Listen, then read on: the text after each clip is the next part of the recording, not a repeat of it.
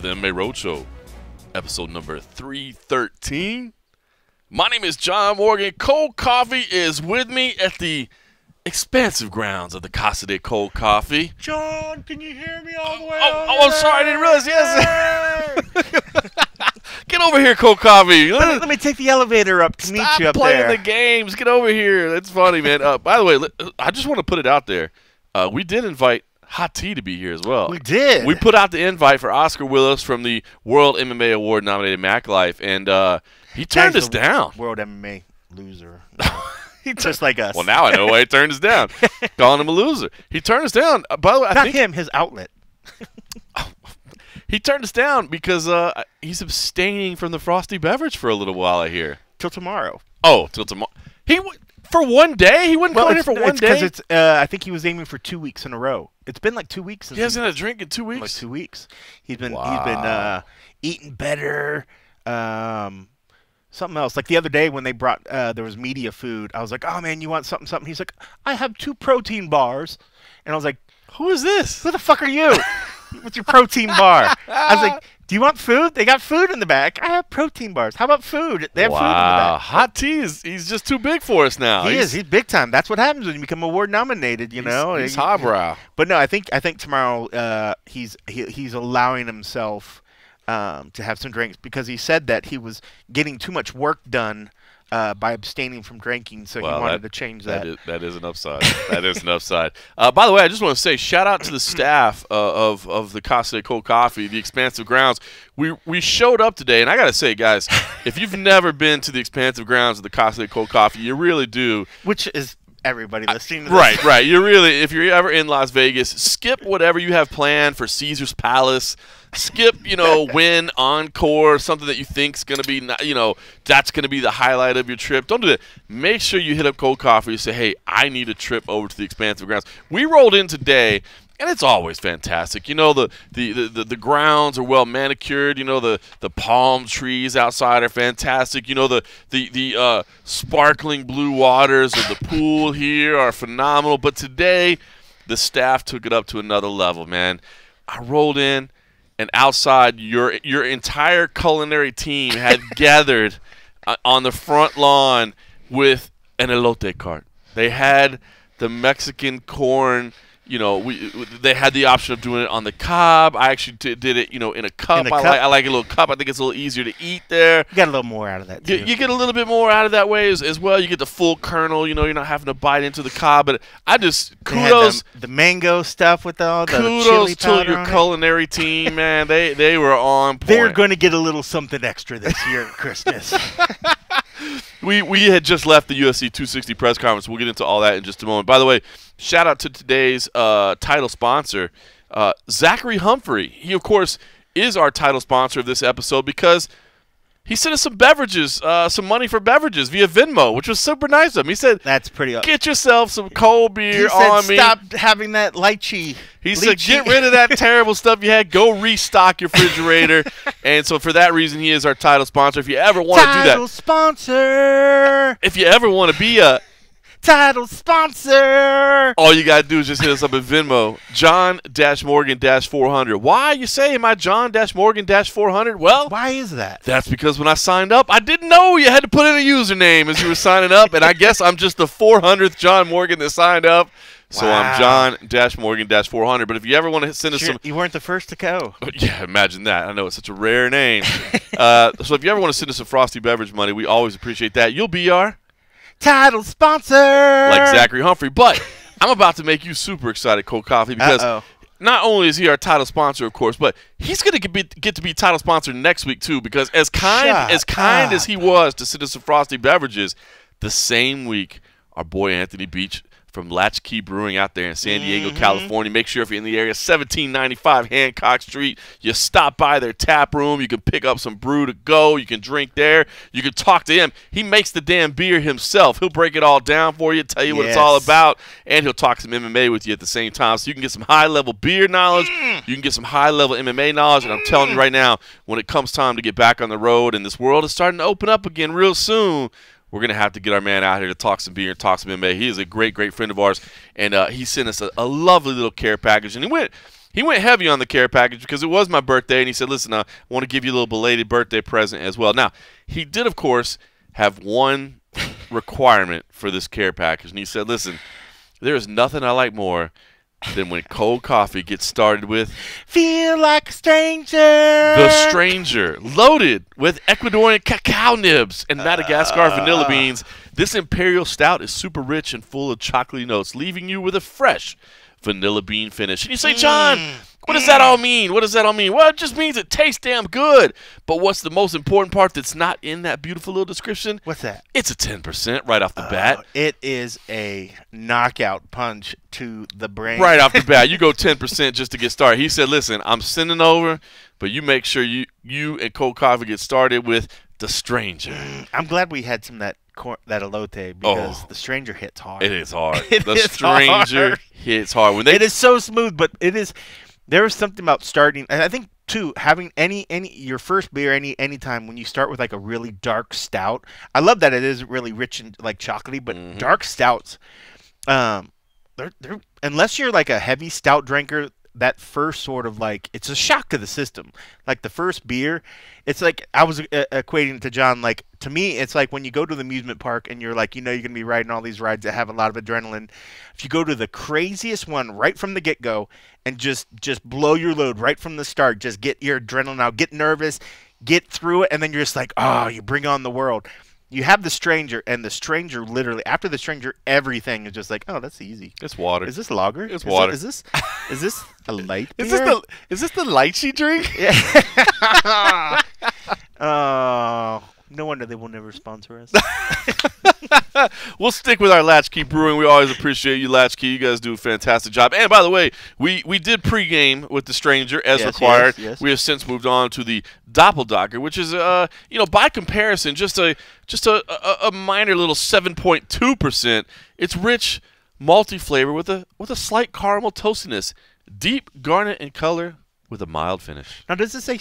Now, is that different? Because on the can it says 6.5. The ABV. I was just looking at the website. Maybe that wasn't the current version. Yeah. Or maybe they're just lying to you, trying to make you feel better. They're like, you're okay. You could drink. Or maybe The Stranger did such a number to you right now, you don't even know what numbers are.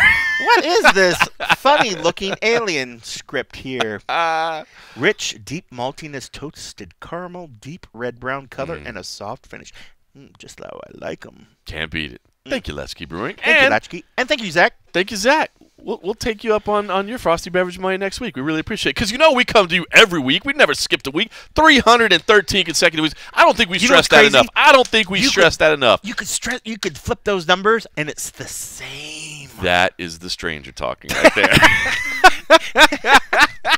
All right, let's get into it. UFC 260, Miocic versus Ngano 2, or if you want to say it right, Miocic. We actually had this discussion. I'm so back and forth on it, too, because for years we called him Miocic. I know. And he never said anything. He never hit us like a Volvo or a Ford Escort or anything. But now, I see what you did there. Miocic. Which it's fine. I think after you get used to saying it a couple times, Miocic, you're like, okay, I get it. But like, every time I say his name, I read it in my head as Miocic. I know. Kudos to John Anik for being the stickler of pronunciation. Yes, and for anybody ever gets on him about pronunciation, like that dude is legit hardcore about making sure he gets it right. You know, I mean, there's nothing worse to go out there and then to say somebody's name on a broadcast channel where there could be millions of people watching. So the dude does his homework. So anytime I see anybody that's like questioning how he says a name, I'm like, that's like his passion. That was one that he is hardcore. He was the one that brought that to the UFC of having pronunciation guides, and he got that from his days at ESPN, which they didn't have that here. Yeah, which might shock you to know that some of the announcers were saying some of the names wrong over the years. Can you believe that? Can you believe it? Can you believe it? So yeah, it is still Miocic in my Miocic. It's Miocic in my head, but it's Miocic. See that? Now you're blending the two. Feel like a stranger. That is from the Grateful Dead. I had actually pulled up the Grateful Dead to play that song. I don't know if John's ever heard the Grateful Dead, so I played them a little bit. I've a little piece. A little bit, something. I bet Anthony knows some. Anthony knows some. He knows some Dead. So I'll be honest with you. I'm going to say, leading into today's press conference, I wasn't really excited about the press conference. So I'm just being completely honest, right? I'm just, we always keep it, 100 as they say around here. We keep it real. I was not excited about today's press conference because we know Stipe isn't the biggest talker in the game, right? He's going to give you, whatever's next. I'm just here, my team, blah, blah, blah. And I'm not disrespecting the guy. It's just he's not a trash talker. And he doesn't really necessarily get into, what if this happens and what if that happens and have you thought about this? It's just like, hey, man, I'm here to I'm here to show that my team is the best. I'm here to provide for my family, and whatever happens, happens. And when you see one of his answers to one of the questions was like, I don't care about that. I don't worry about that. I got to worry about like changing babies' diapers. Yeah. Like his head's in a complete different area. I mean, and he's being honest. And he's being honest. I mean, like we already know he works in a very, very tough profession outside of fighting. Doing the firefighter thing. If you guys didn't know, Stipe is also a firefighter. Get out. I don't know if you guys have seen or heard this, but he's a firefighter. Have you confirmed this on record, or is this sources? I'm pretty sure. Okay. I'm like 99.99584% correct. But outside of that, with him somewhat recently having a kid, I just thought that was just awesome. Like, so to your point, like, he's not thinking about, oh, what do I need to say here? What do I need to this? He's not at home practicing lines in front of a mirror. Like he's got his crazy work shit. He's got his family to take care of. And here he's coming to do what he just needs to do. He's getting his paycheck. He's going to fight. But, he's not to the point of like, oh, I'm doing this so I don't get fined. Like, but he's going to go. He's going to he's going to put the effort in to answer what you want. But, he's not giving you. These are not like he's a not sit-down giving you a nugget to work with conversation. or anything. Yeah, I mean, he's going to give you the bare bones, but you did a decent job. Like it's funny, we joked beforehand. In all seriousness, we joked like, who's going to open up and who's going to talk about the firefighter stuff, just to kind of open it up and like get him going. Because honestly, I mean, if you could sit there and interview him about anything outside of fighting, he's amazing. You have a better chance of getting the sound bites that you want. You get him opening up and smiling. That is a great point. You got him smiling and starting doing whatever. But when it gets to fighting, he's one of these guys. I mean, I think he likes to fight. I think he likes the challenge because even just going in the field that he is. But when it comes to, it's not like, I don't think he's out there like, oh, for the love of the sport, and I'm going to brag to everybody that I do this and then I can kick much ass. It just happens to be something that he's good at, and he's decent about other stuff, but he would rather talk about the Browns. He would rather talk about his daughter. That is a good point. I will tell you this. If you get him off camera, or not even off camera, if you just get him talking about anything but fighting, he will talk your ear off. It's completely different. It's insane. It's completely different. If that whole press conference was talking about TV shows that his wife is forcing him to watch, or skills that he's had to learn to become adept at changing diapers and doing other shit, I guarantee you would have saw laughs, giggles, all kinds of other stuff. But when you talk about bare bones, tell me about Francis, this monster of a gentleman over here that you have to fight, he's going to say that, he's going to say the obligatory things, of course this, but it's just night and day, but that going into this with Stipe. There you go, which is why I was excited. Meanwhile, on the other side of the table, you have Francis Ngannou, who, of course, is an incredibly exciting fighter, one of the most exciting in the game, one-punch knockout power like nobody in the business. I know, Mark Hunt is the king of the walk-offs, but come on, Francis Ngannou really is probably the scariest dude in the history of the sport, right? He's going to take over that walk-off eventually. But he's also the guy that's the A is not a trash talker, what I mean? He's not a trash talker, and it's just he has that quiet, real I don't want to say monotone voice, but it is kind of monotone, right? Quiet. It is quiet. It's very quiet, and so you just think about the dynamics. Well, even you think back when we first saw Francis, a few years back or whatever. Remember trying to go to the UFC offices? One of the first interviews we did with him, his English was like one word, one or two words. Seeing him being able to go to a press conference now, carry on stuff. Seeing him on commercials on TV doing other stuff. I forgot about that interview. It was a Body Armor sponsored that interview. Yeah. I mean, I'm so amazed and so proud of how far he has come. A long way. Like when you watch the presser today, for us to be like, oh, I just wish he would speak up. It's like, bro, when we first started doing this, he couldn't even really speak to us. I'm like, he's done so well to adapt and become a full-fledged. I mean, he's always going to be from where he's from, but he's embracing the American dream. He's phenomenal. And doing everything right here. And it just struck me today because I had a flashback of some of the first interviews we did with him. And I was like, man, I remember a point where I was like, is this interview even going to work? Because he can't really even talk to us. I was like, what are we doing this for? Yeah. Fernand Lopez, his former coach, of course, I know they're strange now, but Fernand always been a good friend of ours. He'd always be the translator. He would be the translator. And yes, and Francis would try to answer in English, but he'd have to get the question, even if you spoke slowly, he'd have to get the question repeated to him in French. So, man, you really got to give him a lot of respect for where he's come. So even outside of what he's done to improve his MMA game, he is literally doing everything right to set himself up for superstardom in America. So he's doing everything right. I'm so happy for him. So let me just say, so I went into today thinking I'm not all that terribly excited about the day. Like, I just didn't think we were going to get much content out of it. You know, those guys aren't going to talk, and I was just like, whatever. But I gotta say, and let's be honest, this card has been hit, right? I mean, we've already, the co-main event was going to be a phenomenal title fight that we were looking forward to with Volkanovski and Ortega, and then we were worried about our Volkanovski's training partners. They're going to be off, and it's just been it's been a COVID kind of card, and so I walked in today not all that excited, but I got to be honest with you. Once the guys were up there on stage, and once I wasn't really worried about the content we were getting, once I was just thinking about what we were seeing, dude, I got excited. Like, knowing that those dudes were about to face off and knowing that they're about to fight again, I got fired up. And I'm pumped for this rematch. And I'm telling you what, man, this is such a weird fight, right? Because we've seen it, right? We've seen it before. Right. It was a pretty one-sided fight. It was a pretty one-sided contest. And so in a lot of ways, you look at the way their first fight played out and you think, dude, Stipe already showed the world that he's the better fighter, man. Like, clearly he's better. He's more dominant. But Francis has that thing, that one punch, one moment, 1 second thing that's so exciting. And it's one of the reasons that makes Derek Lewis so exciting. Yes. Except that I think Francis is he just seems more menacing at all times. He seems more dangerous at all times. Whereas like Derek is almost like playing possum, right? He's almost almost looking tired. Yeah. He's if Francis was joking like Derek would, maybe he wouldn't have the same sort of thing. Like, that's one of the things I love about Derek. When you look at either one of them, they look like it could punch a hole in any wall. Just walk up to a concrete wall and they're going to punch through. But Derek's also the guy that will drop his guard, will sort of self-humiliate himself a little bit, talking about his hot balls, which they are very hot.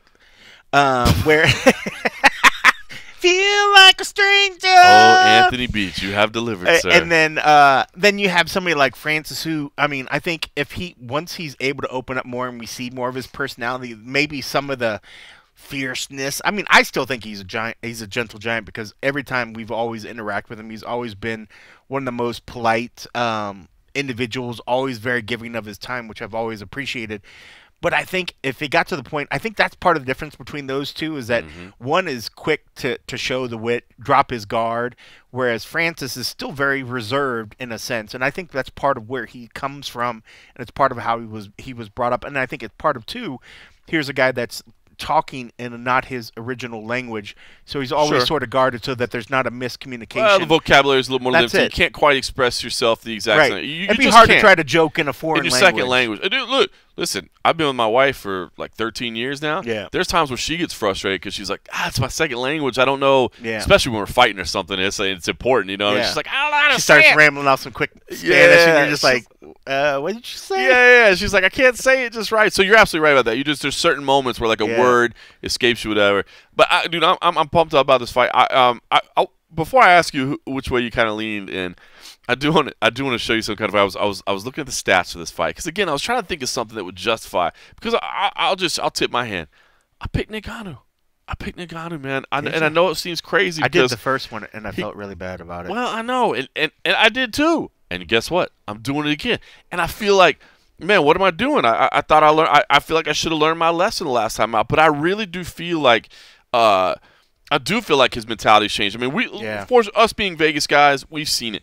Dude, all that stuff that's been said about, hey, man, he kind of got a little big for his britches. He kind of got a little, thinking that the world couldn't touch him. Like, he did. Like, he did. Then he went away and regrouped. Yeah, and he went away and regrouped. And now he's with, obviously Eric Nixick. We have a ton of affinity for Eric Nixick and the guys there, but we've seen it and kind of, the sacrifice that he's made and what he's done. And I'm not saying that, obviously, Stipe, he hasn't sacrificed. He hasn't put it right. No, he hasn't. But I just feel like this is a different Francis Ngannou in terms of skills and in terms of mentality, approach, psychology, everything is totally different.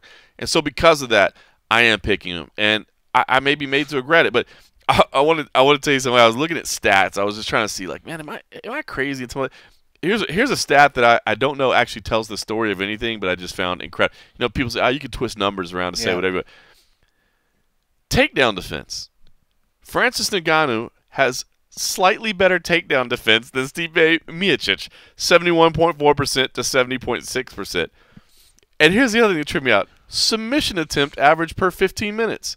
Francis Ngannou is actually credited with 0.45 submission attempts, where Stipe Miocic is credited with 0. So that means, statistically, Francis Ngannou both has better takedown defense and is the bigger submission threat on the floor. I think that's so. How about that? I think that's crazy.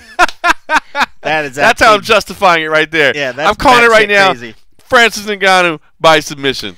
Last time, and it was a gut punch after the fact. I bought completely into the hype. And I think part of that was from doing interviews with Francis, doing all this other stuff, seeing this individual that looked as such a menacing just force. I was like, as much as I like Stipe, I was like, there's no way he can get through this. This is like the rebels taking on the full force of the empire coming down. I was like, there's no way that he's literally one of the scariest human beings that have ever stepped in the octagon.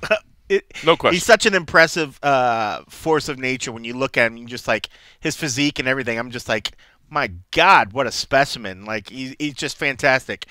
And so when you see that, you're like, clearly, no normal human being can ever beat that. So I voted again. I didn't pick Stipe, and when Stipe showed him up, I immediately had the guilt that anybody from Ohio or anybody has anything where you don't pick for one of your own. I literally felt like I was going to say, as we were drinking our frosty beverages out of the Ohio State University glasses. That's right. I felt like shit, and I told myself after that, I was like, you have no reason to doubt Stipe. I was like, you have to pick Stipe. Next time he fights, you have to pick Stipe. So I've been on a run of picking Stipe, but honestly, as scary as Francis is, and you're right, you are completely right, he is. I don't even feel like this Francis. If you put him up against the other one, granted, it's easy enough to say, oh, well, of course, time has passed. Of course he's going to be a better fighter. But one of the first things we heard from his coaches, I want to say Fernand said the same thing. They said this kid is picking up skills at such a crazy pace. Everybody I've heard talk about him when they talk about the instruction of Francis is that he is like a sponge and he picks it up quicker and quicker. So being able, this much time and this much experience that he's had, he is going to be a completely different Francis at this point. It's going to be night and day, I think, than what we saw before. He's probably even been able, his power was big then and his power is big now, but I think probably part of the difference is that instead of throwing looping shots where you're maybe losing a lot of energy because you're overarching your arm, you're throwing, the big overhand right. If you can bring it in just a little bit, maybe focus your elbow a little bit, maybe get a little more direct power. I'm sure all these little fine details have made it seem like he's even stronger now because he's not just going out there and brute force throwing these strikes that are just demolishing dudes. And now they're doing it even more so because he's got better technique. He's done more reps with it. But with looking at Stipe, even though Stipe has so much going on, he's got the firefighter thing, he's been the champ, he's got the new dad thing. We all know that, if anything proves out of what we've seen recently, once these guys become dads, once these females become mothers, they literally go in and just absolutely wreck shit against their opponents. So I'm going in there thinking that Stipe as well, even though I think a lot of people maybe think that he's not trying to push himself, he's not trying to, maybe when I say that, he's not as hungry, so he's not going to be in the gym pushing as hard as like the challenger. I think that's one of the things that everybody always says about the guys up and coming. Oh, I'm so hungry that the champs, they're just sitting back on their ways. There's something about the mentality. I don't think you have to worry about that with Stipe. I don't think so either. And I think he's been gifted with an incredible chin. We've seen him get dropped before. We saw what happened when he took on DC, but Stipe's got. I think he's got a great chin, and he's taken Francis punches before. So he's been hurt. I think Stipe knows where he needs to kind of be aware in certain things. And as much as Francis has been improving and he's been working on people, I still think the heaviest part of his game has still been about his striking. So I think there's still that gap of when it comes to being able to defend Stipe when he does what Stipe does and gets these guys down. I think he's still going to have a hard time when Stipe closes that gap and controls him, controls those arms so he can't do that big damage. You know, I imagine the fight's going to be up against the cage a lot, kind of controlling him, clinching him, and doing some work right there until he can eventually get him on the ground and then just get to the point. Then it's like, okay, get up. And if you don't get up, he's just going to pound and pound and pound. And as that control time goes and as he starts ticking away these rounds, granted, we all want to get a knockout. We all want to see a knockout. But this very easily could be one of those fights where you got the big power guy that throws a big punch. He misses. Stipe goes in, gets a single or a double leg, takes him down, and can sit on him for 2 to 3 minutes at a time. And next thing you know, we could be 3 rounds in, and we're like, wow, we're in the championship rounds, and we haven't got that knockout. Then they start getting tired because they're throwing these haymakers. So, you know, ultimately, you know I rambled a lot just to say I'm homering as well because as much as I like Francis, if it wasn't Stipe, I probably would pick Francis against most people. Outside of Derek, which I have to take a homer pick as well. I'm just going to go Stipe because I think the gap, the skill gap between when Stipe does Stipe and it's still wide. The big difference is the fact that I think if Stipe slips in a sense where he doesn't keep his head on. If he doesn't keep his head moving, if he just sits in front of him and says like, "I've taken his power. I know it's strong, but I can take a couple and then do it." That's the part where he'll fail, because it only takes 1 to wound him. It'll take 2 to finish him. Yeah. So he's got a very, very small window to kind of let Francis have his way, and that's the thing about Francis. His power stays the whole fight. Yeah. Even if he's tired and even if he's been on his back, he's still good for a good big swing or two. But I just think that Stipe is so smart. I think he's very intelligent. I don't think people give him enough credit for that. He adjusts to his opponents very, very well. And you can look back at when he lost the belt to DC. But that was not a freak shot. That was a great shot that DC got when they kind of separated a little bit. And Stipe was like, "Oh well, he's not going to hurt me." Took a little step back, and Daniel caught him and knocked him the F out. You know. But that's one of those things. I mean, it's just a freak nature. It was a perfect strike at that moment. But I think Stipe. He's just. He's such, and that's the thing, we don't hear him talk about it. We don't hear him break down his opponents. But I know he's a student of the game. Yes. He's been watching football, watching all these sports. I mean, he studies tape, and he has a great team behind him. He's a smart, smart dude. And as much as Francis has improved, not that I would venture to say he's a one-trick pony, but what are you worried about? You're worried about the big shot, the big right hand, that's right? It. Yeah, that's all you're worried about. I mean, like nobody's like, "Oh man, all right, I gotta watch because if I throw a big kick or a big punch, he's gonna come in and try to take me down." True. That's not gonna happen. True. He's just gonna knock your damn head off. True. That's what you got to watch out for, and so that's a little bit easier on his side when it comes to the game plan. When it comes to really what he wants to watch out for, he just has to stay sharp. He has to stay in the moment and stay smart and keep an eye on it. But that's the problem. You take one good hit, you get a little fuzzy, then everything's out the window at that And dude, point. listen, I can't deny a single thing you're saying right now, and that's why I feel so weird about saying that I'm still gonna pick Francis. Yeah. I just do feel like, again, it's not. I don't feel like this is hard to break down tactically in terms of who's got the strengths or how they win the fight, right? Like nobody's saying, well, if Francis surprises with it, with a trip, and then he's dominant Have from we ever side seen control. him trip Nah, anybody? come on, man. It's not. So I mean, That would be straight balls crazy. They get in the clinch and Francis.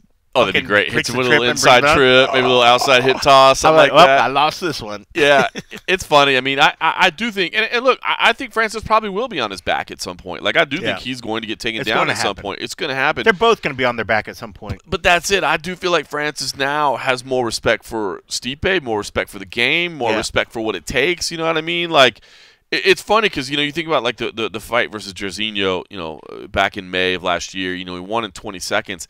But, like, you watch that fight, And it wasn't the prettiest combo to win the fight. I mean, he kind of came out just winging it. It could have gone the other way, you know? He could have gotten clipped. So, but I just feel like the aggression, the intelligence, the focus, I feel like it's there, and it wasn't there last time. The power was there. Power was there. But not everything else was there. And that's why I'm sticking with Francis in this one.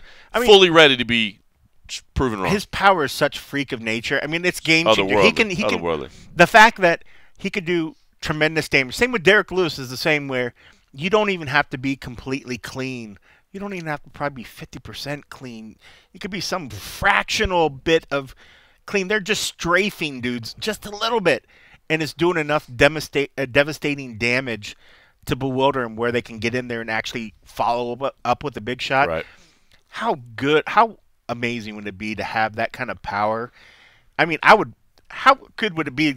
Say you go into the store and you knowing that you could literally, say something. Say something. No, I'm taking that. I'm taking that grapefruit right there, one sir. shot can change. Because I will change your life with one shot if you take that grapefruit. Like, that's funny. How they're studs, man, and it's cool. I mean, but just to jump to the card, like these guys are studs. These two are carrying this card. Well, that's what I was going to get to next about UFC 260 in terms of if there's anything else that's really standing out to you that you're most excited about. Because, listen, we lost some fights. We had some fights change up. We had some opponent switch, all that. And so I'm not going to try to, like you said, I'm not going to try to sell this as, this is the deepest card ever. This might be one of those ones where, you watch it with some friends or whatever the case may be. But I did want to ask you if there's anything else that stood out to you. Because one that stands out to me, honestly, and it may sound a little bit wild, but I'm kind of anxious to see Tyron Woodley. You know, so am I. The losses that he had. So am I. I thought this week in his pre-fight media talk, man, I thought he was spot on in admitting kind of some of the faults that he had and some of the things that he needed to change. Humble Woodley is awesome Woodley. I mean, like, I liked him even when he had the bravado of the champ, but it just got to the point where it was like, champ, just talk to us. Right. There was a point where he'd say a couple lines, then he would do his little bit, and I can tell he's like, okay, you're not happy to be here. I get it. But his honesty and his humbleness and his openness the other night, it was the kind of thing that just re-endeared you again to Tyron Woodley. Like, it was. I thought it was fantastic. If you're a person, I know there are people that don't like Tyron Woodley. I would say no. If you're gonna talk, excuse me. I don't know what happened there. If we only had some beverage for you to wet your whistle with, I will wet my whistle with that. I don't know what happened there, boy. I might thought I was gonna die there for a second. If you want to talk about just the losses, fair enough. See what's going on here? I don't know. If you want to talk about just the losses, fine. But you're talking about losses to number 1, 2, and 3 in the world. You know what I mean? 1, 2, and 3 in the world. Losses. There's no shame in those losses. I know a 3-fight losing streak doesn't look good, but 1, 2, and 3 in the world. But if you want to talk about the attitude and all those things and why people might not like him, I get it, right? But I thought that it was so cool that he just kind of addressed everything. It was like, look, man, I get it. You know what I mean? Like, I bought into the lifestyle, and I was trying to prove everybody wrong instead of trying to prove the people around me right. You know, and I thought that was so just open and honest, man. I really did. I think it's worth going out, and if you're kind of on the fence about Tyron Woodley, or maybe you've been a hater and you're willing to give him a second chance, go check out his pre-fight media interview that he did with us on the MMA Junkie YouTube page, on MMA Junkie. Man, I honestly, I thought, like you said, it was a humble Woodley, it was a refreshing Woodley. I think you changed some mind. I think it's if you don't think so, and if you're still like, he's still a dick, then you probably got your own chip on your shoulder. Because when I watched that, I remember just sitting in the room and I was like, fuck, Tyron, this is the you that we've always liked and always wanted to see at these things, and it was just glad to see it again because we'd seen it before, and then it kind of went away. He just kind of, got hidden away somewhere underneath all the glitz and the glam and caught up in the moment stuff. So it was wonderful to see. I haven't looked at our staff picks. I picked Woodley for this one, and I know even though he is the underdog going into this one, part of it was I just felt like, one, he's going to be, even though as much as he doesn't say that there is the pressure of having these losses going into this one, I also felt, though, that it was do or die. This is your chance to go out there and you either fight for your career, you fight for your job, you fight to keep this going, or you just kind of just do whatever. You get another last big paycheck, but know that probably a lot of people at this point could have already been cut. Yeah. If you get that fourth one on your record, you're probably not going to stick around. But after seeing him, even at the media day, so with me going in thinking like, okay, he's got a fire lit under his ass on this one. I have to go in and think. I know with recovering from injuries and all this other stuff, I'm like, of course that is a questionable thing, but I'm still just going with the fact that I knew that he was going to come here with a chip on his shoulder, in the sense of like a champ doesn't want to. A champ will always be a champ, but a champ wants to get back into that W column. Of course. So I'm like, I know he wants to get back in there. And then seeing how he addressed the media and how in the moment and how That's it. grips to what was going on. He wasn't complaining about the way he was promoted. Yes. He wasn't you know what I mean? It wasn't. He was present. It wasn't all those things Yes. that are extraneous to the fight themselves. Yes. It was the fight. It completely made me feel good that I picked him, because I was like, his fucking mindset is so different than what we've seen for the past. His third loss, Usman, that was 3-2, 2019. So it's legit a year ago. So this is a complete year has passed since that Kamaru fight, or 2 years. For those of you not watching the video, which we don't have, you would have picked up on the subtleness of me just giving my eyes wide open at him going, a year, you say. I took math for liberal arts in college because I didn't, as a theater major, I didn't have to take the trigonometries and things. That's your fault, Anthony. But no, I mean, there was something that was different about him, and so I felt really good, because part of me was just I was just ultimately a gut check, because I think Vicente, even though most people coming in, he's riding a high right now and people are selling him really high, I think Tyron has the skills to take it to him, make it dirty, clinch him, put him up against the cage and kind of do his work. But seeing his mindset and knowing that there is the pressure, even though he doesn't want to say about 3 losses, I was willing to say that Woodley, and I think I have no doubt in my mind that Woodley's going to pull it off. It's funny because I picked Vicente Luque for kind of the reasons, thinking that it looks like Woodley's just not into it anymore, man. He's just not out there. He couldn't pull the trigger last time out. Yep. And again, we're talking about things he said. We have yet to see what he does, but the things he said makes me feel that he's going to go in there and do more. And and now I kind of feel like, man, maybe I checked out on him a little too early. It'd be weird if we did our picks. We have to do our picks. We submit them before Wednesday. So this is before this media day even happened. So I wonder what your pick would have been had we had the media day. After the media day, I would have picked Tyron Woodley. I would have picked Tyron Woodley. I feel like he's focused again, and I feel like he understands. And I feel like he's, and again, talking the right way. And I think it's always funny when we say this stuff, because talking the right way doesn't change anything in terms of a fist fight. You know what I mean? The skills have to be there. That's what determines who wins the fist fight. But what I don't think people realize about this game sometimes is how mental it is. How mental it is. And Tyron Woodley, sure, he's a little bit older in his career.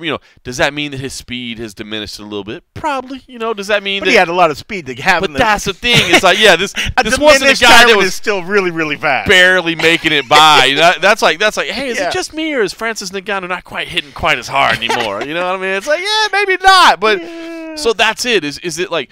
It's so mental sometimes, and I feel like Tyron Woodley was kind of mentally locked up sometimes, thinking about all of these, and he seems so focused and so right. And you said, and by the way, I didn't, and I apologize, but I didn't even realize when he said he's out there at the body shop with McKee. Yeah, dude, that's a squad right there, man. That's a squad, and that's the mindset. Well, even saying that right there, there was a point when he was even talking about when he was like, he was running his own shit. He was being like, no, me. We're going to run this how I want to do this. I don't know if it was when it was just going to McKee or after some of the losses, giving himself back to the point of, you tell me what I need to do. If I say, I feel like 5 rounds, but you're like, no, we're doing 8 rounds. Okay, yes, coach, let's do this. I love it. He's given himself back to what got him to where he is. And I'm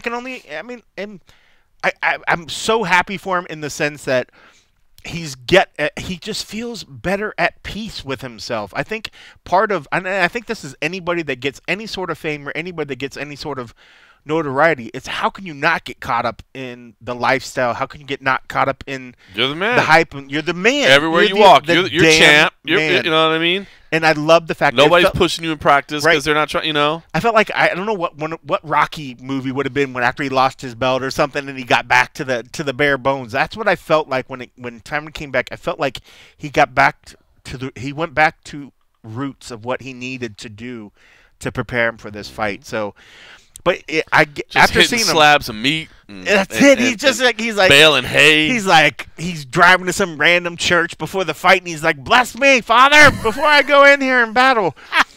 But I mean, I feel really good for him because I feel like he's re-energized, and even though it's not like the guy's going to be fighting for years and years beyond this point, but I'm glad he's gotten to the point where he feels re-energized because he's setting himself up for the possibility of his career extending longer because he's bought back into the fact of I need to do hard work. Let me just get back. Let me just get down. Let me just stop trying to live this and be this. He's sticking to the things that are important to him, his family, providing for his kids, feeling good about himself, making some money and doing other stuff. And he's got great stuff on the outside. But what's nice now, it seems like he's able to separate. Yes, I'm going to get TV roles. I'm going to get movie stuff. But that's all well and done. But let me focus on this right here. Telling you. Whereas I think before it was like, oh, I'm doing this after this fight. I'm going to go do a movie. I'm going to do this. I'm big time. I'm big time. And we saw what that did to Ronda. We saw what that did to other people. So I'm so happy for him. And after this presser, or the media day, I felt so good about my pick. I was just like, I wonder if anybody else would switch. And if our picks were later in the week, I guarantee more of our staff would have picked Tyron. I would have switched Tyron. So I'm super keen on that, man. That's a big, kind of crossroads kind of fight. Yeah. I'm also, Luke I will say, badass, man, though. Oh, Luke is, and I don't want to take. Luke is just like the nicest. Yeah, I feel like we've been harping too, and we've been saying on Tyron. Yeah, but Vincenti is he's a beast. But you want to see where the former champ is at. Yeah. Does he still have it or whatever? This is great. Yeah. I'm also excited to see Sean O'Malley versus Thomas Almeida how because can you not be excited stylistically, look, it's going to be a great fight. Like those two dudes come out and bang. Thomas Almeida, of course, he had the layoff and the eye injury and the surgery and all that, and I think he was afraid his career would end. He came back, lost, so didn't get the storybook, return that he wanted. Now he's back. You remember Thomas Almeida? It wasn't that long ago that we were saying this dude might be fighting for a title at some point. He's legit, but now he's fighting Sean O'Malley, and there's such question marks and crossroads here too because, he lost last time out, and it's been so interesting to me to see the reaction to the way that he's handled it, and I totally get it. Like, trust me, I totally get it. I mean, this kid is, let's not forget, this kid is still 26 years old, right? I mean, he's still basically a pup as far as I'm concerned, man. I think about where I was at 26 years old, where my maturity, my mindset, my worldliness, which still isn't all that great at 43. I think about where I was at 26, and you think about the way he's handled it. Now, do I love the way that he's handled this? Hey, I'm, in my mind, I'm still undefeated. I don't, but I kind of understand what he's saying in terms of like, it's so weird because had he just phrased the way he said everything a little bit differently, had he just said, I know I lost, but in my mind, I feel like I've never been truly beaten. You know what I mean? Like that's, that's a subtle change of words. In my mind, I'm still undefeated versus in my mind, I know I lost, but I truly feel I've never been beaten. He kicked me, he hit a nerve, he did all these things, right? And then you lay out why, not why you think the win was lucky or whatever, but you lay out why you don't feel like you've truly been bested by another man. You feel like maybe your body failed you a little bit, or you feel like it was a freak accident or whatever, which all can sound like excuse making or whatever, which is, I think, maybe why he didn't want to get into the intricacies of it. And listen, I'm not out here trying to defend Sean O'Malley. I'm not like, it's not like I'm on the Sean O'Malley bandwagon. I like the kid a lot. But it's just been weird to watch this ride because, right, he comes in and he's the dude with the sick knockout that smoked weed with Snoop. And now you're like, he's O'Malley. Yeah. You know what I mean? And everybody loves him. Like, and it's great. And all that happens, and he's the sugar show, and he's this and that. And then he loses. And I think, I don't think anybody turned on him because he lost. I think everybody turned on him because of the way he handled the loss. And I get it. Like, anybody that says, I don't like Sean O'Malley because he handled this like shit, I get it. I really, really do get it. But, man, you're talking about a nuanced level of how to say things. You know what I mean? Like, don't forget, we're talking about guys who need to be as confident as possible, have near unfair levels of self-belief, near unrealistic, levels of self-belief. And for the guy to say, I still feel undefeated versus, I don't feel like anybody has truly beaten me. I don't know. I feel like I feel bad that the world has turned on him to a degree. You know what I mean? And he talked about the online hate that he gets and stuff like that. And that's just a cesspool of. Well, even just to throw this in while you're going, is that even just looking when we put the YouTube video up and we were saying it, so there's not a lot of interaction. There's not a lot of likes, dislikes, or whatever typically for a lot of our videos. But for this particular one, it was almost 33%. Well, whatever. I'm not going to do math. Fuck that. So there were 80 likes. There were 33 dislikes. Typically, when people dislike a video, people, it's supposed to mean that you don't like the content. They're like, wow, YouTube creator, why would you put this video out here? But no, people are so upset at what was said that they want to dislike the video. But just looking at that number right there, there's a lot of people that are listening to them are still just like, F you, dislike the video, and then you hear they're just chattering. So you're right. I mean, like, it's so crazy. I mean, like, I would think to be in the sport and doing the kind of thing that they have, of course you have to have that mentality. You have to think you're better than whatever. That's the kind of stuff, I guess, that's going to keep you back in the gym and doing the extra hours and doing the other stuff. But if you're also going to go in there, lock the cage, get practically naked, like he said, and go in there and then throw bombs at each other and just throw caution to the wind, you have to have the mentality that the only way I'm going to lose is by me dying or me just whatever, freak of nature, something. Mm-hmm. And for him at that point, for him to be like, I was winning that fight, and then some freak crazy percentage of somebody hitting me with this toe. He kept bringing up, what was he saying? The Ecuadorian toe. This big Ecuadorian toe. Big Ecuadorian toe. The freak random thing that nobody ever expects, the Ecuadorian tour. Well, like, just crazy though. But like, why is it okay for the Diaz brothers to say that nobody's ever beat them? Why is that okay? Like it's boy, okay. You want to talk about some people that are fervent fans? You know what I'm saying? Like, nobody's ever beat the Diaz brothers, right? Yeah. They say that. Why is that okay? But if Sean O'Malley says it, look at this guy. Look at this guy. It's fun. I do want to say this though. So I always get little notes ready for media day and that sort of thing. Like, I don't have the best memory. I mean, as much MMA as we watch, it does all start to blend together. So before each interview, I do like to go do a little research and just remind myself of the record. Did you know that Stipe was a firefighter? No, that's why I'm asking that you. Came up in your research? That didn't come up with your research? I didn't see this. Wow, so your research is not good, sir. For every fighter, I like to go back and just go back and look through their record. Okay, I remember. Okay, I remember. And it comes to me right away, but I can't instantly pull it. And then I'll go through their social media and stuff like that and see if there's anything that, okay, hold on. I will say this, and after all me defending that maybe people shouldn't hate on Sugar Sean quite as much, I will say this one dude cracked me up. So he posted a post, like it was 5 weeks ago when I pulled this up, and it was I don't even remember what the picture was, to be honest, but what it was, he had like a little, what do you call that, where it's the first letter of everything is a word? No, I really can't do that. Sorry, Latchkey Brewing has made sure I can't remember that word. But it was like, he spelled out the word camp, right? Like he's in training camp. And he put C, consistency. A, adaptability. M, mindset. P, performance. Strong, right? Yeah. Strong. All right, good. He's got it. He's got it, right? I would have chose a different P. Commenter comes in. It says C, can't. Uh-oh. A, admit. Uh-oh. M. Uh-oh. Marlon. P. Prevailed. I was like, all right. Well done. Listen. As much as I hate the trash talk online, sometimes that's pretty funny. It is pretty funny. At least it's creative. It is really, really good. But yeah, I mean, it's crazy that the commenters. I mean, like, people are.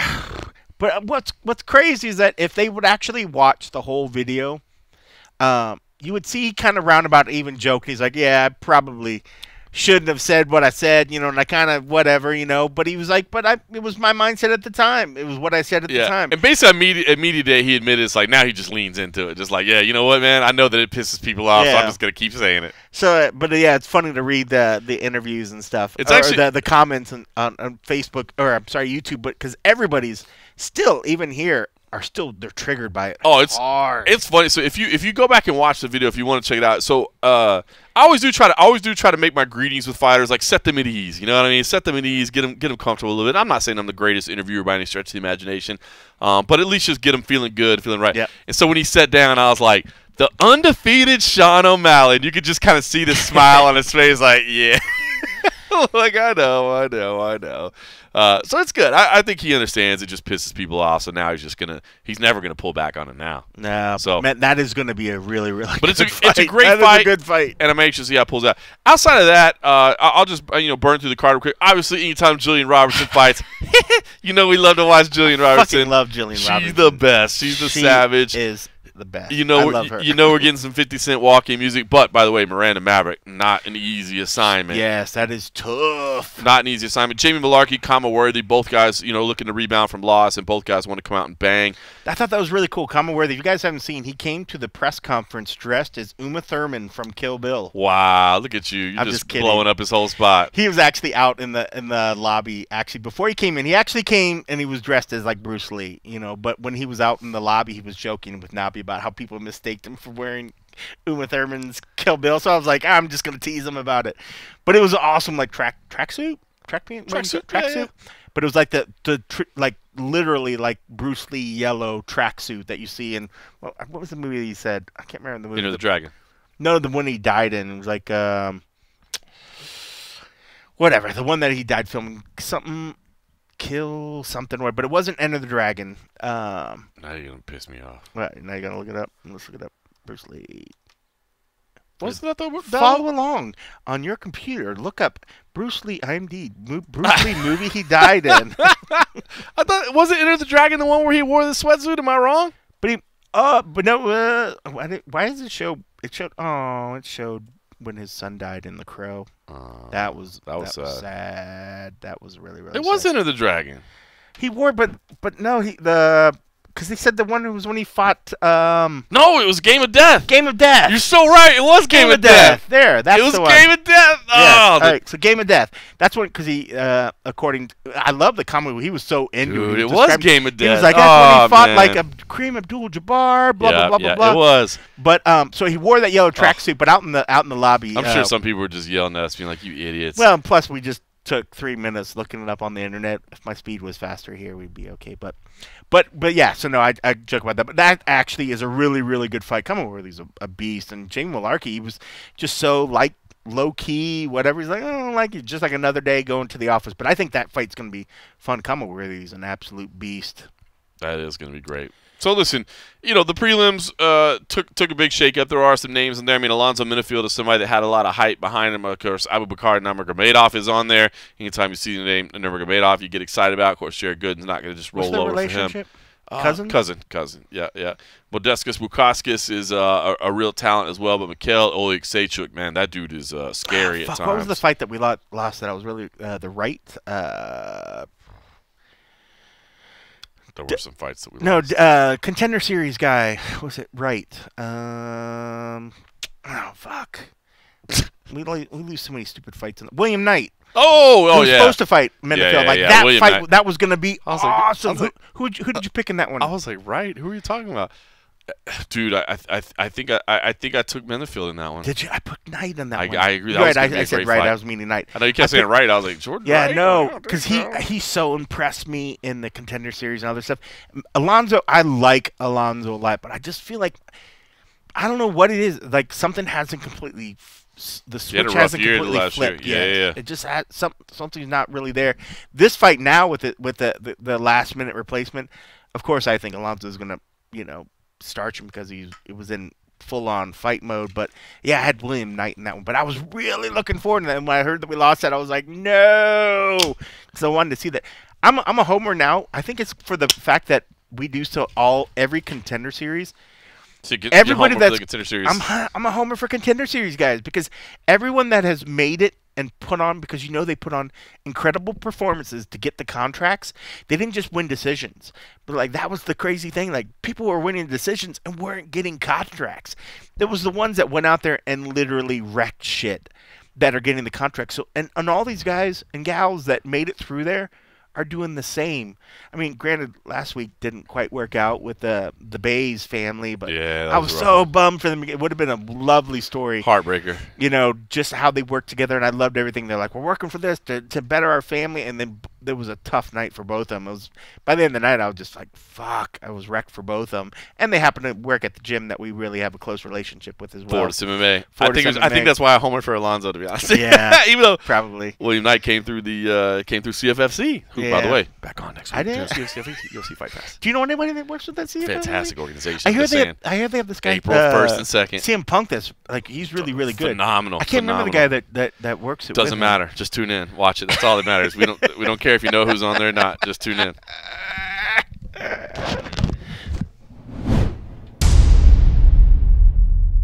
All right, that abrupt stop was brought to you by Latchkey Brewing. Feels just as good going out as it does coming in. It feels better going out. Let's be real. I couldn't take it anymore. I had to get when up. you pushed it to that point, like you literally threw the headphones down and like ran. I was like, okay, I guess we're stopping. It's like, well, we can edit that. And I was like, why are we going to even edit it? Let's just go. You know better than that. We don't do edits. We don't do editing. All right, listen. Listen, we talked about this card. We're excited about it. I am more excited about it. It's a big main event. I will get this may not be one that you want to spend $70 on by yourself. It might be one you want to catch with a crew or whatever. But this main event, it is big. It is really big. But I did want to talk to you about a couple quick things, and I know we both have. By the way, I know you have somewhere to go tonight, but I also know that we have a big day tomorrow. We got a long day tomorrow. We're delving into the world of Askren versus Paul. I guess we'll just reveal that to the world. They're doing a press conference here in Las Vegas. So Cold Coffee and I, after weigh-ins tomorrow, I'll be heading over there and digging into this freak show of of a fight and seeing what that's all about. There's, I don't know how it's going to be run. We'll find out. We'll bring you reports in there. So I'm sure we'll definitely have some information or some stories to tell on the and a half episode over at patreon.com/the MMA Roadshow. I'm sure we'll be talking about it for the next couple weeks because that is officially happening. But what I really wanted to talk about was. And it happened right after we did the episode last week. But Khabib Nurmagomedov, I guess the retirement is now finally officially accepted. Yes, it's yes. good. We talked about it a little bit today. It's funny. Since it literally did get announced or confirmed or whatever. I mean, a lot of people say, why are you even talking about this? He announced it back in October. Of course. But the world didn't move forward up to that point. We'd still been trying. The president certainly didn't move on at that point. The president did not move on at that point. And, we tried to get Dana earlier in the week, and we were told no, he wasn't doing any media. And then, I actually tried to reach out through the UFC and through Khabib's team to try to get Khabib as well, just to get him to talk. But I get it, man. He just doesn't, to be honest, he just doesn't care about doing media and that sort of thing. But I don't know. I guess I just wanted to kind of get your take on everything because I will say this: if you're a longtime listener to the MMA Roadshow, I do honestly think, and I'm not one of those guys that's like, hey, let me twist my elbow here to pat myself on the back. But I do believe I was one of the only people that was saying, guys, believe this retirement. It's done. I'm telling you, believe this retirement. He's not coming back. It doesn't matter if Conor looks good. It doesn't matter, blah, blah, blah, blah. I think I was one of the few people all along that was saying, guys, it's over. It's over. Trust me, everybody I'm talking to tells me that it's over. It's done. So on the one hand, I could be one of those people that says, well, it's not even news. You know what I mean? Why are we even talking about it? But it is news, and it is, we're finally moving forward. And I will say this. I don't think you can blame Dana. Everybody wants to hate on Dana for trying to get him back. I don't think you can blame Dana for trying to get him back, right? Like, this is the biggest star in the sport, and there's some really big fights to be made. Well, I say biggest star in the sport. I would still give Conor that mantle, if I'm being honest, the biggest star in the sport, but one of the biggest stars in the sport, and him and Conor would do insane business. So I don't think you can blame Dana for just saying, hey, let me ride this out as long as possible before we give it the official recognition. I mean, who wouldn't have done that? I mean, knowing the amount of money, and it's the same thing when Dana explained why what Dustin was doing with Conor McGregor was the right decision. I mean, he proved it. He's like, the kid's been working his whole life. He's been working this hard to get it to a point where he can make the money that he's making on those sort of things. He said other guys had this opportunity in the past as well, and they chose wrong. You know, they chose something. Maybe it was a title shot. Maybe it was like, oh, I don't want to go for this. I don't want to do whatever. I want to hold out for the title shot, because there is something about being that belt, you know, having the belt and being the champion. Yep. I won't take any. I mean, who can take anything away from being able to say that? Once you're a world champion, you're always a world champion. But once you have $1 million in your bank, that's pretty cool too. And once you can have, and it was more than $1 million for that last fight. Slightly more. Slightly more. And if there's a fact that you could do that again, and what's even better outside of that, not only is Dustin getting money for that, there's being awareness, there's being other stuff being brought to his foundation, the Good Fight Foundation. There's stuff that was being, I don't think Conor had a foundation of anything. I think it was all about he was jumping on the bandwagon to help support Dustin's, but also just to get him back in fighting. Right. And, you know, pat his pockets a little bit as well. The Proper 12 Foundation. The Proper 12 Foundation. Who couldn't... you know, and that was the thing. I know I talk with people that are like, man, I can't believe, you know, Dustin is turning down a title shot. You know, this is what he's been working for. Understand that, yes, even if he would have got the title shot, it would have entitled him to renegotiate his contract, maybe get some more point percentage on the pay-per-view, but ultimately just bumping what his little fight person. It's not like they're just going to be like, okay, this is a title shot against insert random other person, right? And then we're going to say, okay, now we're going to give you, you know, 500 and 500 instead of just a flat 500. No, he's making good money. You know, but now the fact that it's like they're going to be like, okay, you have the possibility to make millions and millions. I'm so torn on this, because I have said that I think that as a human fulfillment thing, as knowing that you did what you said you were going to go out and do, him fighting for the undisputed title means everything. And in a lot of ways, I wish he would take that undisputed title shot. And I'm talking about Dustin Poirier, of course, because I feel like that would mean so much. When we think about the journey that he's been through, I think the conclusion to that journey, for that one night to have that belt, you know, to go to sleep with that belt around your waist and say, I'm the number one in the world, I think it would mean a lot. However, he's a good husband, and he's a parent.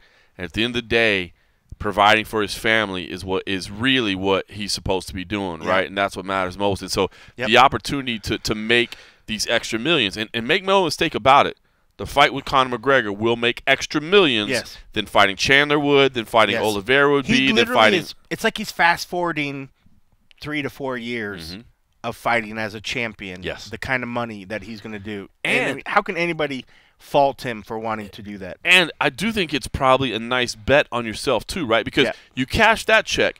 Now, you just beat Conor McGregor. Now, you gave him props. You said he hit hard. You said that it was difficult. You did get rocked a little bit in that first round. But you beat Conor again. And I'm not saying you become Conor McGregor, because you don't. You don't become Conor McGregor. Connor's Conor. Connor's Conor. You can't fake it. We've seen multiple dudes try to be Conor. You can't pull it off. You don't pull that off. They don't pull it off. But you do still a little bit of that shine. Sure. You're a bigger star now. Now, if you go fight either Chandler or Oliveira, whoever it may be, honestly, I think you come in, and I don't want to take this boxing term too much because it annoys me sometimes, but I do feel like if he beats Conor and goes and faces the winner, he's the A side, not the champ. Not the champ's not the A side. He's the A side. If he wins, he's the A side. I got a hot take to that. He could fight Conor, put on a good fight. And he's going to make a lot of money. Whether he wins or loses, he's going to make a lot of money. I don't see a loss to Conor hurting him at all as for contending for the belt after this. I would agree with that. It's the best of both worlds. He doesn't need to stop fighting Conor to fight for the belt, because win or lose, I believe he has the next shot at the belt, whether he wants it or not. Here's an interesting question that crossed my mind this week. I was thinking about. So, if anybody doesn't look at the MMA Junkie rankings, first of all, shame on you. What other rankings should you be paying attention to? Go spank yourself. Go look at the MMA Junkie rankings. Then spank yourself still. Khabib Nurmagomedov, basically with the UFC recognizing his retirement, and with him being, this was not a 1 week and now I'm back kind of retirement, we said, you know what, it's been almost 6 months at this point. The UFC is recognizing it. They're moving on. They booked another title fight. Let's pull him from the rankings, right? So we pulled him from pound for pound, which that means John Jones moved up to our number 1 pound for pound because he was number 2. Congratulations, Mr. Jones. And that means Dustin Poirier moved up to number 1 in our lightweight rankings. So here's what I'm intrigued about. Now, again, Gorgeous George Garcia from MMA Junkie Radio, he's the big kind of spearhead of these rankings, and then him and I usually kind of conversate about it and what do you think. Here's what I'm interested in. So this lightweight title fight coming up features number 3, Charles Oliveira versus number 7, Michael Chandler. Now, generally speaking, in most divisions, the UFC champion ends up being number 1. And it's not because we just automatically put them there, right? It's not because we just automatically go, well, this UFC champion needs to be number 1.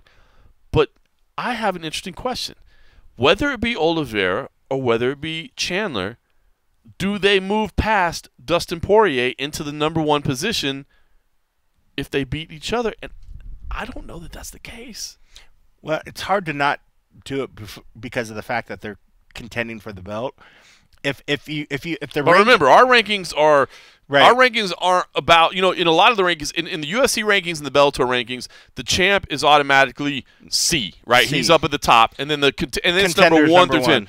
Our world rankings are just that. They're world rankings. Now, typically, the UFC champion is number 1 because, let's be honest, if you're the champion of the UFC, you probably are number 1 in the world. But in this particular situation where the champ walks away, I'm not 100% convinced that if Charles Oliveira or Michael Chandler win, that they deserve to move past Dustin Poirier into the number 1 spot in the world. I don't know. It's a tough argument. I mean, because one, all 3 of their names have been in contention for it. Mm-hmm. For me personally, if I had to have a pick in it, it's hard for me to not say that those 2 are the C and the 1 in our own ranking, just for the fact that they are contending for it.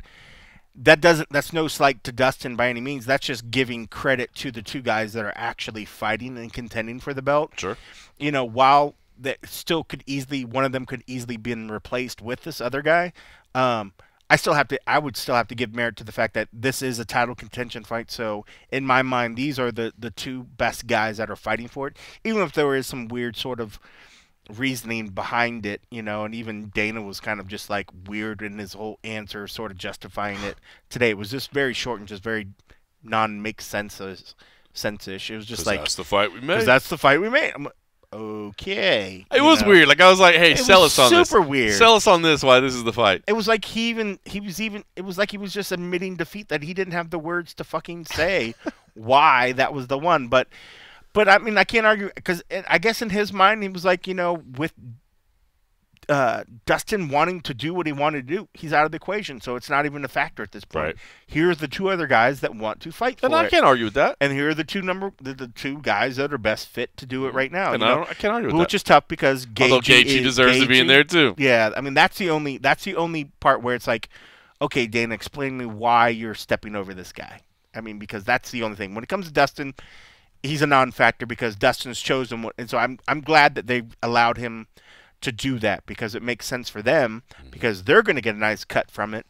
It's going to keep Conor happy. It's going to keep Dustin happy and give him what he wants to do.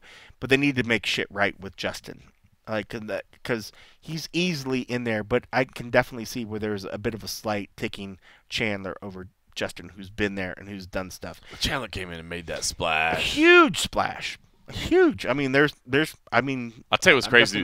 They might find themselves in a very similar position if Francis beats Stipe, and then what do you do with John Jones sitting on the sidelines? Do you put him in there? Because if Francis wins, doesn't Stipe deserve the trilogy fight right away? Of course he does. And in fact, kudos to Schmo was the one that asked at the press conference today, and he even said that. And I think even Dana was like, "Yeah, it'd be a tough one. It'd be a tough one." It's gonna be interesting. Yeah, I mean, I didn't like the fact that he sort of like was like holding his breath, like on trying to give that answer. I thought that answer of course he should get one, should have been immediate. Yeah. At that point, I was a little disappointed that he.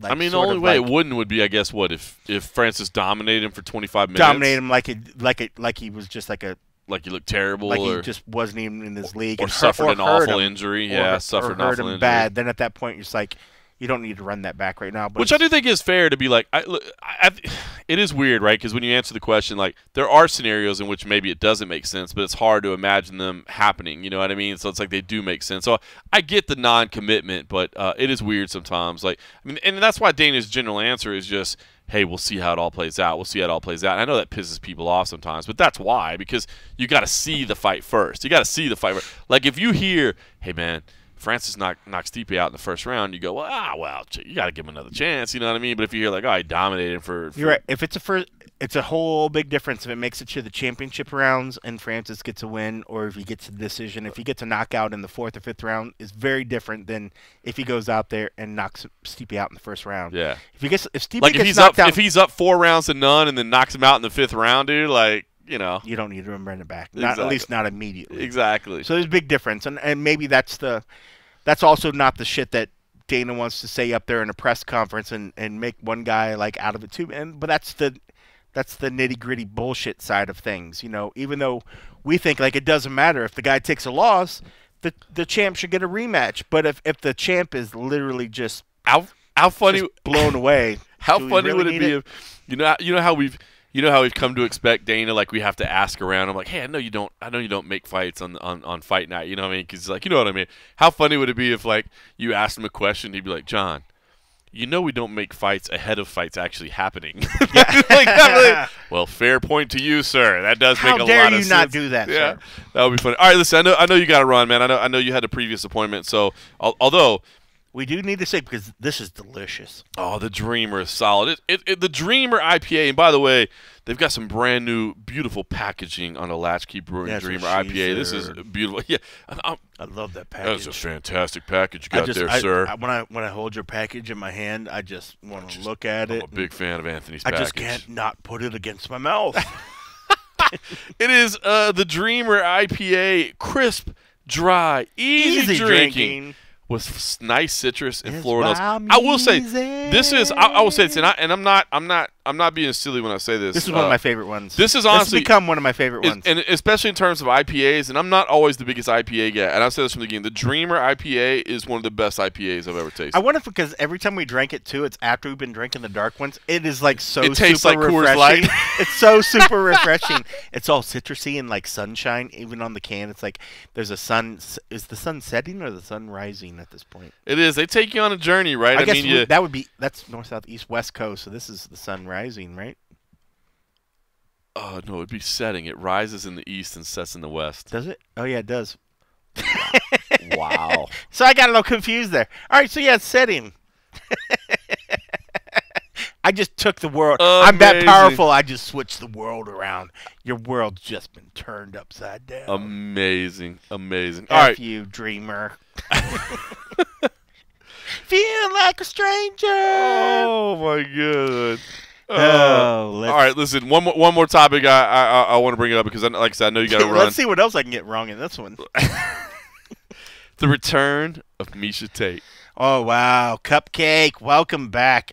Man, I love Misha. She's another one that's always been fun to interview, fun to just see around. I don't know what is going on with whatever happened and what facilitated this sort of thing, but I did think that she left while she still had fight in her. She did. But also now she got mom strength. She's got mom strength times like what, 2? Does she have 2 kids now? She's like twice as strong now because of the 2 kids. But her life has been so interesting lately. I mean, like living overseas, doing other kind of shit. I think she just wanted to get back to what made her her. I agree. You know, I think I'm excited to see this. I really am. You know, whether or not she can be a UFC champion, tough, because you're talking about Amanda Nunes' division, and Amanda Nunes, I've said it, and this is no disrespect to Misha Tate. If you've ever heard the show before, I'll tell you, there's not a female on the planet right now that I would pick against Amanda Nunes. I think she's that good. Yeah. So it's no disrespect to Misha Tate. I don't know that she can come back and be a UFC champion, but what I will say is I do think she's still she can come back and put on good fights. She can come on, put on good fights. She's going to. She's going to be involved in some big fights. She's going to be involved in some entertaining fights. You know, certainly she's a great representative of the sport. She's well spoken, man. And when it comes to heart, I mean, like, to think like she was literally getting her arm ripped off. Her title fight win is one of the greatest titles. Oh, dude, yeah. I mean, she literally was getting her arm ripped off, and she's like, "No, I'm not tapping." It was unreal. Her losses to Ronda are incredible. Yeah. Her win over Holly is incredible. Yeah. You know what I mean? Like, she is a star. She's a stud, and I'm excited to see her back. And of course, you know, spent a lot of time out here training in Las Vegas as well, so we're fond of her in that way as well. But I will say, where's she back at now? Like, has she moved back? So I heard that I don't know, because I heard that maybe she's living in SoCal, so I don't know. But I know she was training. From? I don't know, but I know she's training at Extreme Couture. No, they met at Extreme Couture, so I don't know. For some reason somebody told me they thought she was hurt in SoCal. I haven't seen her here in Vegas recently, but I don't go into the gym anymore. I used to go to Extreme Couture quite a bit. Yeah, because Eli was always there. Either my son training, or I would just go and but I don't drop by anymore because we're still in that COVID era. We're getting to the end of it. So I haven't personally seen her there yet, thank goodness. So I haven't personally seen her there, but I just want to say, me personally, I'm excited. I'm not ruling her out of being a champion, but I'll be honest with you, I'm not. It's tough, but it's not any disrespect to her. It's just because Amanda Nunes, she's starting from the beginning again. Yep. She's coming back fresh. She's going to have to work her way through. She's not coming back like Connor out of whatever and then immediately getting put back in the top 10, top 5, whatever. She's going to have to earn her way back in. But she's got such great heart. She's so fun. I'm excited for her. But yeah, I mean, I hope she's just coming back because she wants the challenge. She wants the competition. I mean, I'm sure the pay will help as well. I mean, she's so fun. I mean, she's fun. She's not hard to look at. She's fucking puts on great fights. Fuck yeah, man. Welcome back, Misha, man. Cupcake was awesome, man. She's one of the better ones. She's a good – and talk about ambassadors for the sport. That's why one was smart. So they understood. She understands the sport. She talks well about it. She's a great ambassador for the sport. So, I mean, it's good on the UFC because, I mean, it's going to be good for her, but it's going to be good for them as well. I mean, they need more – stars in the female division for sure. Win-win all the way around. I'm excited to see. Good for her. Welcome back, Cupcake. I can't wait for it. All right, listen, like I said, we got a long day tomorrow. We're going to have the weigh-ins in the morning. We got a couple of avails in the afternoon. We got the Triller press conference in the afternoon, which who knows what that's going to be like. We actually we have to get COVID tested. We have to get COVID tested twice tomorrow, which is crazy. What is up with that? What the F? Life is wild. All right, listen. I didn't say if you like what you listen to, but please do. Make sure you're logged in, rated, review, all that. Make sure you join us over at patreon.com/the MMA Roadshow. We'll have the and a half episode like we do every week. Plus, I just enjoy chatting with everybody over there. Keep chatting because I need to figure out who just joined us that we need to say. Most social media absolutely sucks, if I'm being honest with you. And I try to do my best to stay up with it, but just like many of the fighters involved, sometimes I get a little bit annoyed by social media. But anybody that's on patreon.com/the MMA Roadshow, they are absolutely my favorite people in the world. Even if they want to talk trash to me, that's okay. Because if you help support the show, it helps us out a lot. Because, listen, 313 consecutive weeks. Come on. Thomas, give us a little respect for that. Thomas, let's just throw some thank yous to some of the recent ones that came. Enrique Ortiz, Thomas Dunscombe. Thomas was new this week, yeah. I'm sure there's a better pronunciation of that, but Dunscombe is probably like more English, like Dunscombe. Message Cole Coffee and tell him how ridiculous he is. In fairness, the man didn't know what side of the continent the sun Shut set the on. F up. He also didn't realize that I blame you, Anthony Beach. That 2019 was 2 years ago. So if you got the pronunciation of your name wrong, don't get upset. And to everybody else, thanks for listening.